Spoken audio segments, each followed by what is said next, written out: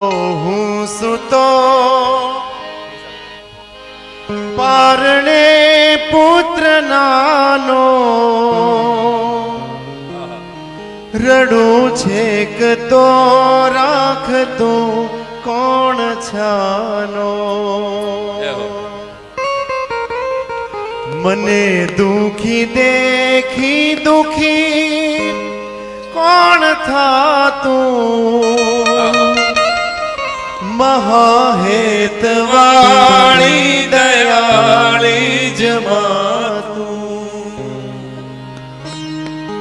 સુકામાં સુવાડી ભીને પોઢી પોતે પીડા પામુ પંડે તજે સ્વાદ તો તે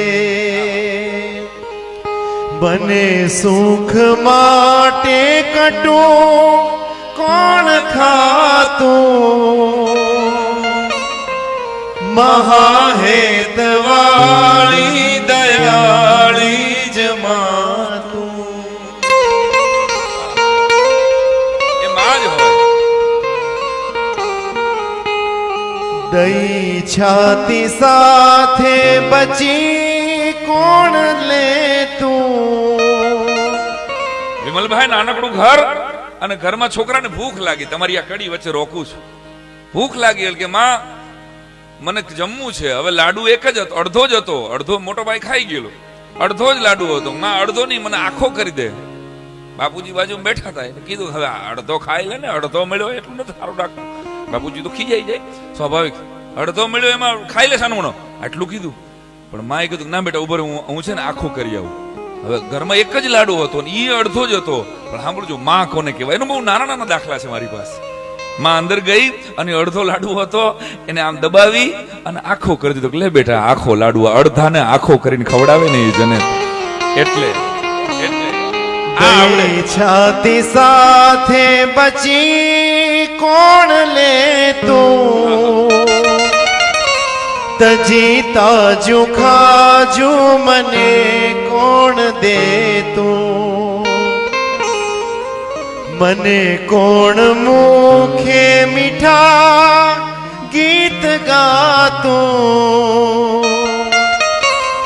મહાહેતવાળી દયાળી જમાતું એ જનેતા જેના માટે મજાદારનો પાદર વેદ મંત્રો જેવો દુહો લખે પદ્મશ્રી દુલાભાયા કાક કે મોઢે બોલું માં અને મન હાચે જ નાનપણ સાંભળે પછી મોટપની મજા મન કડવી લાગે કાગડા. એથી આગળ કવિ એમ કહે છે કે મળી નહીં હરને માં, મળી નહીં હરને માં તેથી પરમેશ્વર પશુ થયો પણ જાયો જશોદા નંદ કેરો કૃષ્ણ કહેવાણો કાગડા. શું કે છે દલપતરામ?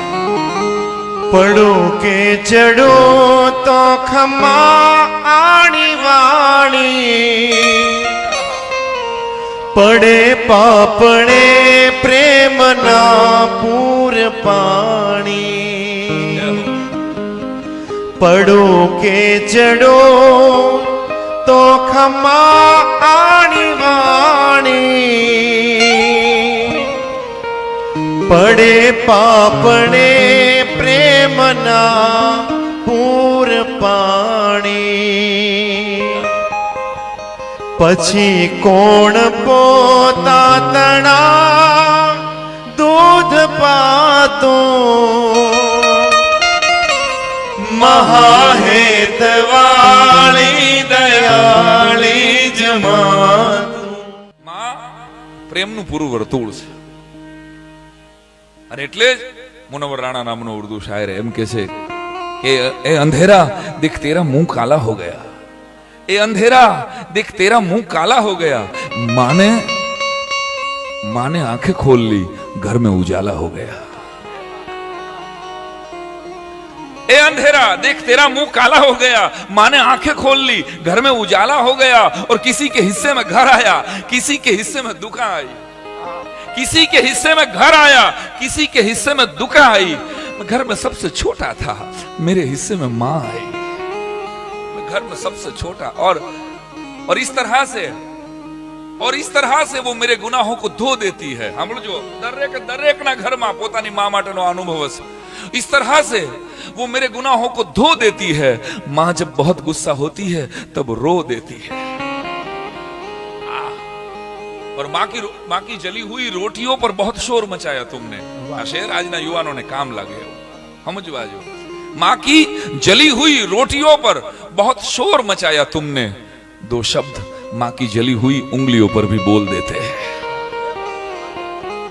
અને કેટલાક હરામખોરો માને હાચવી નથી શકતા અને એવી રજળતી જનતાઓને અમે પણ જોઈ છે, તમે પણ જોઈ હશે। એના માટેનો આ શેર હાય હાય। बंटवारे की महफिल में छा गया सन्नाटा। बंटवारे की महफिल में छा गया सन्नाटा जब मां ने उठकर पूछा कि मैं किसके हिस्से में आई। जब मां ने उठकर पूछा मैं